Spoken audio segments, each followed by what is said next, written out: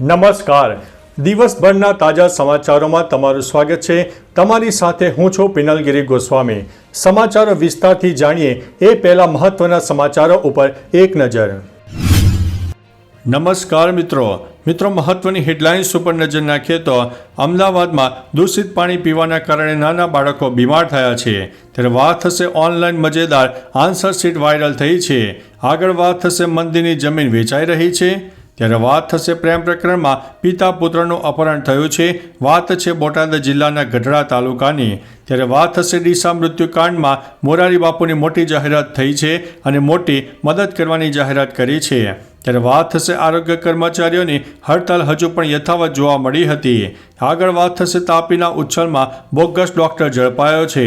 ત્યારે વાત થશે ખેડૂતોના હિતમાં એક મોટો નિર્ણય લેવામાં આવ્યો છે. આગળ વાત થશે શક્તિસિંહ ગોહિલનો મોટો પ્રહાર સામે આવ્યો છે. ત્યારે વાત થશે અખિલેશ અને શાહ વચ્ચે દલીલ જોવા મળી છે. આગળ વાત થશે મહાકુંભમાં 1000 હિન્દુઓ ગુમ છે તેવું અખિલેશ યાદવે જણાવ્યું છે. ત્યારે વાત થશે ઘણી બધી બાબતો બદલાઈ ગઈ છે તે રોહિત શર્માએ જણાવ્યું છે. આગળ વાત થશે 6 મહિનામાં 1,30,190 અબજ રૂપિયાના યુપીઆઈ ટ્રાન્ઝેક્શન થયા છે. હવે મિત્રો સમાચારો વિસ્તારથી. 2024ના બીજા ભાગમાં યુપીઆઈ દ્વારા ટ્રાન્ઝેક્શનની સંખ્યા વધીને 42% વધીને $93.23 અબજ થવાની શક્યતા છે. વર્લ્ડ લાઇનના S2 2024 ઇન્ડિયા ડિજિટલ પેમેન્ટ અનુસાર 3 UPI platform PhonePe, Google pay અને પેટીએમ વોલ્યુમ અને મૂલ્યની દ્રષ્ટિએ પ્રભુત્વ જાળવી રાખે છે. ટ્રાન્ઝેક્શન વોલ્યુમની દ્રષ્ટિએ ડિસેમ્બર 2024માં આ 3 એપ્સનો હિસ્સો કુલ વ્યવહારોમાં 93% જોવા મળ્યો છે. મિત્રો, અન્ય મહત્વના સમાચારની વાત કરીએ તો ઘણી બધી બાબતો બદલાઈ ગઈ છે તેવું રોહિત શર્માએ જણાવ્યું છે.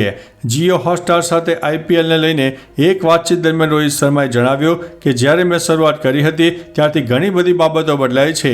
પહેલાં હું મધ્યક્રમમાં બેટિંગ કરતો હતો, હવે હું ઇનિંગમાં શરૂઆત કરું છું. હું કપ્તાન હતો અને હવે નથી.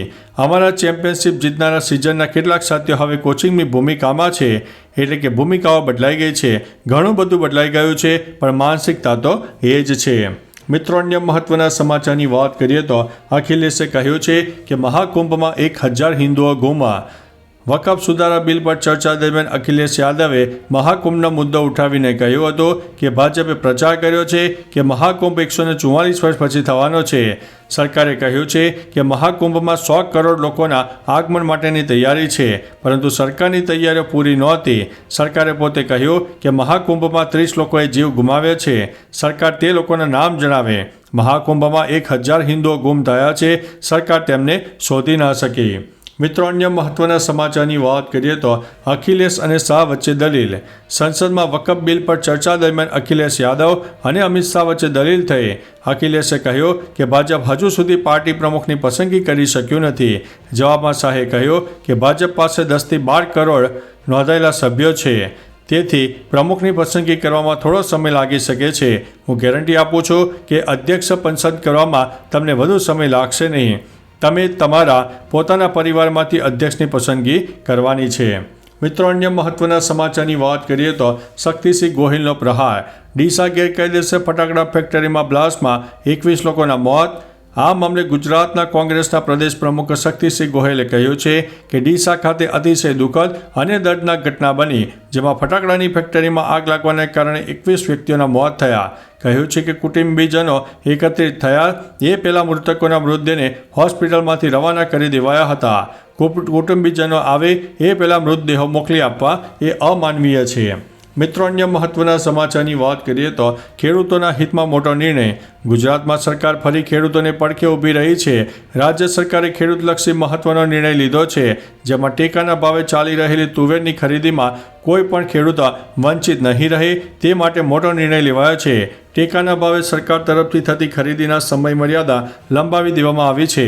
ઉલ્લેખનીય છે કે હવે 30 એપ્રિલ સુધી ખેડૂતો પોતાની તુવેર ટેકાના ભાવે વેચી શકશે. મિત્રો, અન્ય મહત્વના સમાચારની વાત કરીએ તો તાપીના ઉચ્છલમાં બોગસ ડોક્ટર ઝડપાયો છે. તાપીના ઉચ્છલમાં બોગસ ડોક્ટર ઝડપાઈ ગયો છે. આ બોગસ ડોક્ટર મીરકોટ ગામના બસ સ્ટોપ પાસે ક્લિનિક ચલાવતો હતો. પોલીસે તેની પાસેથી એલોપેથિક દવાઓ અને મેડિકલને લગતો સામાન મળીને કુલ 6,120 રૂપિયાનો મુદ્દામાલ જપ્ત કર્યો છે.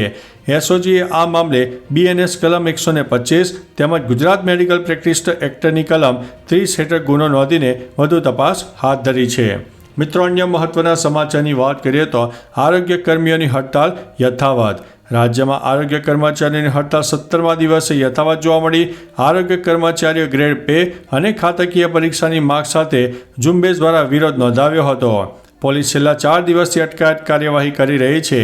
બુધવારે કર્મચારીઓ સહિત ઝુંબેશ દ્વારા પોતાનો વિરોધ નોંધાવ્યો હતો. કર્મચારી મહાસંઘે જાહેરાત કરી કે જ્યાં સુધી તેમની માંગણીઓ અંગે સરકાર ઠરાવ નહીં થાય ત્યાં સુધી હડતાલ ચાલુ રહેશે. મિત્રો, અન્ય મહત્વના સમાચારની વાત કરીએ તો ડીસા મૃત્યુકાંડ, મોરારી બાપુની મોટી જાહેરાત. ડીસા મૃત્યુકાંડ મામલે મોરારી બાપુએ મૃતકોના પરિવારજનોને સહાયની જાહેરાત કરી છે. મોરારી બાપુએ મૃતકોના પરિવારજનોને 3,15,000ની સહાયની જાહેરાત કરી છે. ડીસામાં ફટાકડા ફેક્ટરીમાં થયેલા ભીષણ બ્લાસ્ટમાં 21 મજૂરોના મોત થયા. દેવગાણા ગામે એક મહિલાના મૃત્યુ બાદ તેના પરિવારને 15,000 અને મહુવા નજીક અકસ્માતમાં મૃત્યુ પામેલા વ્યક્તિના પરિવારને 15,000 રૂપિયાની સહાય આપવામાં આવી છે. મિત્રો, અન્ય મહત્વના સમાચારની વાત કરીએ તો પ્રેમ પ્રકરણમાં પિતા પુત્રનું અપહરણ. બોટાદ જિલ્લાના ગઢડા તાલુકાના ચિરોડા ગામે એક પ્રેમ પ્રકરણમાં પિતા પુત્રના અપહરણનો બનાવ સામે આવ્યો છે. રાજકોટના 7 શખ્સો 2 ઇકો ગાડીમાં પિતા પુત્રનું અપહરણ કરીને નાસી છૂટ્યા હતા. જ્યારે ગઢડા પોલીસે ગણતરીના કલાકોમાં બંનેને છોડાવી લીધા હતા. પોલીસે જિલ્લામાં નાકાબંધી કરી અને અલગ અલગ ટીમો બનાવીને તપાસ શરૂ કરી હતી. કુલ 7 શખ્સો સામે અપહરણ સહિતની કલમો હેઠળ ગુનો નોંધવામાં આવ્યો છે. મિત્રો, અન્ય મહત્વના સમાચારની વાત કરીએ તો મંદિરની જમીન વેચાઈ રહી છે. લોકસભામાં શિવસેના ઉદ્યોગ જૂથના સાંસદ અરવિંદ સાવંતે કહ્યું છે કે તમે બિન મુસ્લિમ સભ્યોને વકફ બોર્ડમાં લાવી રહ્યા છો. મંદિરોના બોર્ડ પર તમે બિન હિન્દુને લાવશો એવો ડર છે. જો આમ થશે તો અમે તેનો વિરોધ કરીશું. આ પછીથી ખ્રિસ્તી, શીખ અને જૈન ધર્મમાં પણ બની શકે છે. આ ધાર્મિક બાબત છે તે સરકારની કેવી રીતે હોઈ શકે છે? મંદિરો પાસે હજારો એકર જમીન છે. તેમની જમીન વેચાઈ રહી છે. શું તમે તેની સામે પણ કાયદો લાવશો? મિત્રો, અન્ય મહત્વના સમાચારની વાત કરીએ તો ઓનલાઈન મજેદાર આન્સર શીટ વાયરલ થઈ છે. ધોરણ 10માં અભ્યાસ કરતા અને ભણતા એક વિદ્યાર્થીએ સવાલના જવાબને બદલે લખ્યું છે કંઈક આવું: हमको आंसर नहीं आता, हमको न्यूमेरिकल नहीं आता, हमको सॉल्यूशन नहीं आता, तो क्या मांगता? फेंटा फेंटा, हमको फेंटा फेंटा मांगता. આ આન્સર શીટ હાલ ઇન્સ્ટાગ્રામ પર વાયરલ થઈ રહી છે. આના પર એક શિક્ષકની કમેન્ટ હતી કે મને ઓફિસમાં મળો. એક યુઝર્સે લખ્યું કે આ મહાન માણસ કોણ છે અને તે ક્યાંથી આવ્યો છે. મિત્રો, અન્ય મહત્વના સમાચારની વાત કરીએ તો અમદાવાદમાં દૂષિત પાણી પીવાના કારણે નાના બાળકો બીમાર થયા છે. અમદાવાદમાં ઉનાળાની શરૂઆતમાં જ રોગચાળાના કેસ સામે આવી રહ્યા છે. શહેરના પૂર્વ વિસ્તારમાં દૂષિત પાણી પીવાના કારણે નાના બાળકો બીમાર થયા છે. ઝાડા ઉલટી અને કોલેરાના કેસો પણ સામે આવ્યા છે. બીજી તરફ ખોખરા, દાણી લીમડા અને બહેરામપુરા સહિતના વિસ્તારોમાં પ્રદૂષિત પાણી આવતી હોવાની ફરિયાદો ઉઠી છે. માર્ચ મહિનામાં શહેરમાં ઝાડા ઉલટીના 720થી વધુ કેસો નોંધાયા છે. તો ચાલો મિત્રો, ફરીથી દેશ અને દુનિયાના સુપરફાસ્ટ સમાચાર લઈને મળતા રહીશું. ત્યાં સુધી અમને રજા આપશો. નમસ્તે.